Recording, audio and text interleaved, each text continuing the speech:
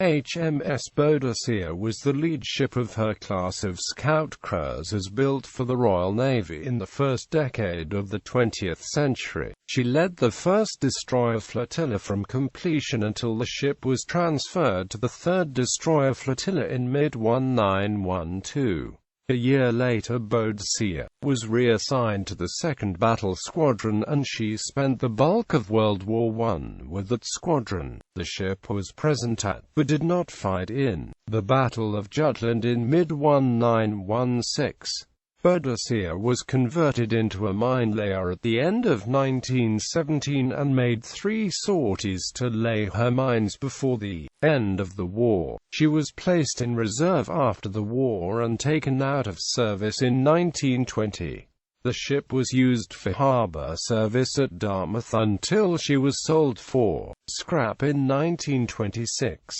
Design and description. Designed to provide destroyer flotillas with a command ship capable of outclassing enemy destroyers with her 6 4-inch guns, Boadicea proved too slow in service from the start of her career. Her 25-knot speed was barely capable of matching the speeds of the River-class destroyers she led in her flotilla in 1909 and proved inadequate to match the speed of later destroyers. Displacing 3,350 long tons, the ship had an overall length of 405 feet, a beam of 41 feet 6 inches and a deep draft of 14 feet. She was powered by 2 Parsons steam turbine sets, each driving 2 shafts. The turbines produced a total of 18,000 indicated horsepower, using steam produced by 12 Yarrow boilers that burned both fuel oil and coal, and gave a maximum speed of 25 knots. She carried a maximum of 780 long tons of coal and 189 long tons of fuel oil. Her crew consisted of 317 officers and enlisted men.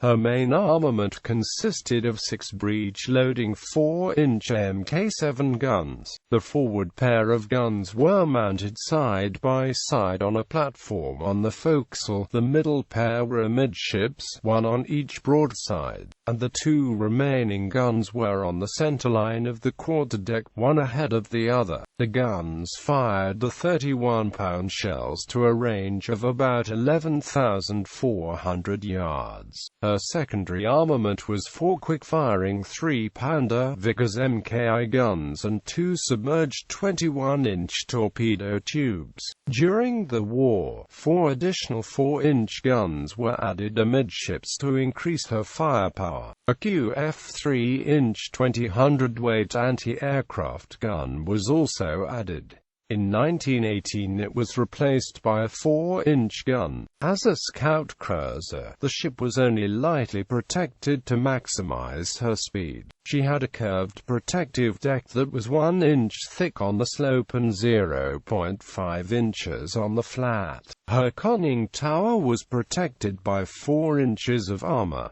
Construction and service. The 4th ship to bear her name in the Royal Navy, Boadicea was laid down at Pembroke Royal Dockyard on 1 June 1907 and launched on 14 May 1908 by Lady Kensington. She was the first turbine-powered cruiser in the Royal Navy and was completed in June 1909, under the temporary command of Commander Francis Leake. Captain Edward Charlton relieved Leake on 27 July and the ship became the flotilla leader of the 1st Destroyer Flotilla. Captain Vernon Haggard assumed command of the ship on 27 October 1911 and he was relieved by Captain Ernest Carey when the ship was transferred to the 3rd Destroyer Flotilla on 31 July 1912.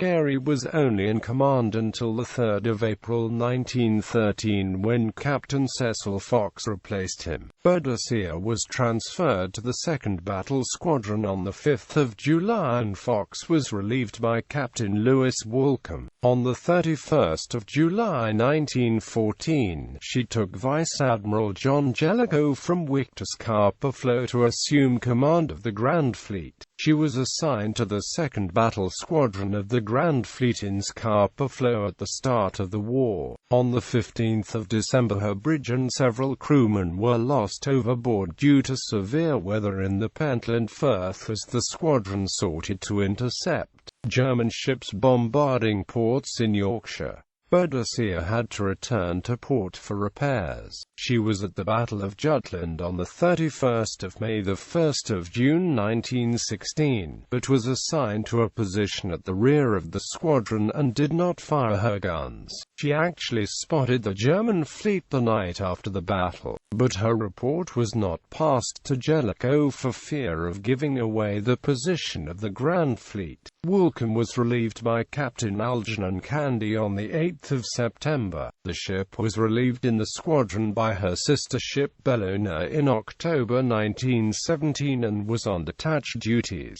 probably in preparation for her conversion into a mine layer in December 1917. Boadicea was assigned to the 4th Battle Squadron in January 1918 and she laid mines at the entrance to the Kattegat on the nights of 18/19 and 24/25 February 1918, part of her total of 184 mines laid in 3 missions.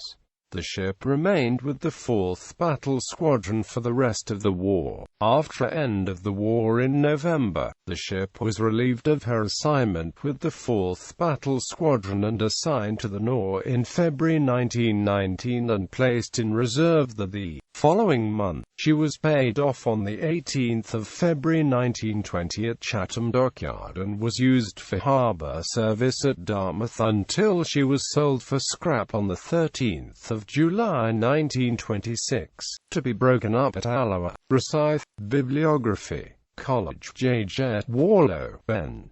Ships of the Royal Navy. The complete record of all fighting ships of the Royal Navy. London, Chatham Publishing. ISBN 9781861762818.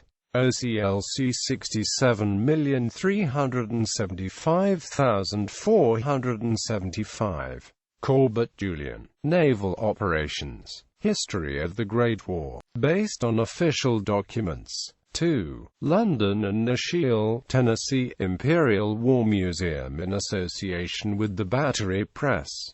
ISBN 1870423747. Corbett, Julian. Naval Operations. History of the Great War, based on official documents.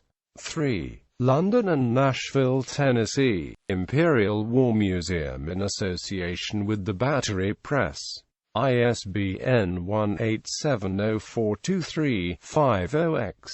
Friedman, Norman. British destroyers from earliest days to the Second World War. Annapolis, Maryland, Naval Institute Press. ISBN 9781591140818. Friedman, Norman. Naval Weapons of World War I. Barnsley, South Yorkshire, UK. Seaforth. ISBN 978184832-100-7. Gardner, Robert and Amp. Gray, Randall eds. Conway's All the World's Fighting Ships, 1906 to 1921. Annapolis, Maryland, Naval Institute Press. ISBN 0851772455-5. Goldrick, James. The King's Ships Were at Sea. The War in the North Sea, August 1914, February 1915. Annapolis, Maryland, Naval Institute Press. ISBN 0870213342. Massey, Robert K. Castles of Steel, Britain, Germany, and the Winning of the Great War at Sea. London, Jonathan Cape. ISBN 0224040928. Phillips, Laurie, Lieutenant Commander. Pembroke Dockyard and the Old Navy, A Bicentennial History. Stroud, Gloucestershire, UK. The History Press. ISBN 9780750952149. Smith, Peter C. into the minefields. British destroyer Minling 1916–1960. Barnsley, UK. Pen and Amp, Sword Maritime. ISBN 1844152715.